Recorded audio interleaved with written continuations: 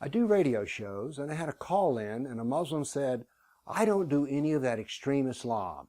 I'm a moderate Muslim, and I just do the 5 pillars. And I thought, well, you know, that's sort of interesting. What does it mean to just do the 5 pillars? Now, these are the 5 pillars of Islam. The first is the Shahada. There is no God but Allah, and Muhammad is his prophet. Every Muslim believes this and says this. But what does this imply? It immediately implies that the most perfect man who ever lived is Muhammad, and that the Muslims should pattern themselves after the Sunnah of Muhammad. And what do we have with Muhammad? Well, we have a lot of things. He was a pagan killer, a Jew killer, and a Christian killer. He was an enslaver. He was in a child marriage.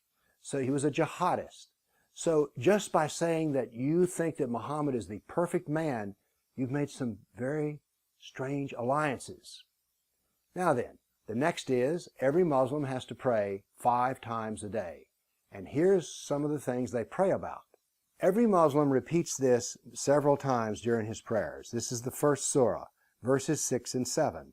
Show us the straight path, the path of those whom thou hast favored, Muslims, not the path of those who earn thine anger, Jews, nor of those who go astray, Christians.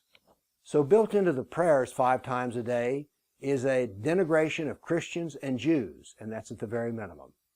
Now we come to the next of the 5 pillars, the zakat, Muslim charity. Now you need to know this, the zakat only goes for Muslims, not to the kafir, the non-Muslims. And what is this money to be used for? Well, there's a verse in the Quran which talks about this, and it's to be used for many things, but 2 of those are for bribery, that is for influence used by Muslims, and jihad, those fighting in Allah's cause. So the zakat includes jihad. Then we come to the Hajj, going to Mecca.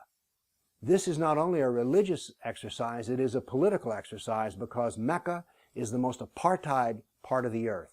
No Jew, nor Christian, nor anyone else can go there.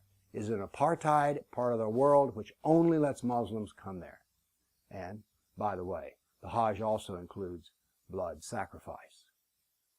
There's the element of Ramadan, which is not so harmful to the kafir, except for the fact that Islamic productivity goes down during Ramadan, and although it involves fasting, oddly enough, many Muslims gain weight. Why? Because of feasting at night. Now, there's one other aspect of a minimalist or moderate Muslim, and that is the fact that they're Muslim and everyone else is a kafir. Let's take up the subject of hell. There are 146 references to hell in the Quran. Now, in every reference to hell, they tell you why the person is burning in hell.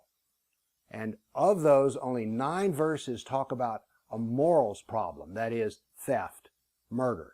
No, that leaves 135 references to hell, and the only reason the person is in hell is they don't believe that Muhammad is the prophet of Allah. They don't believe the Quran is the word of Allah.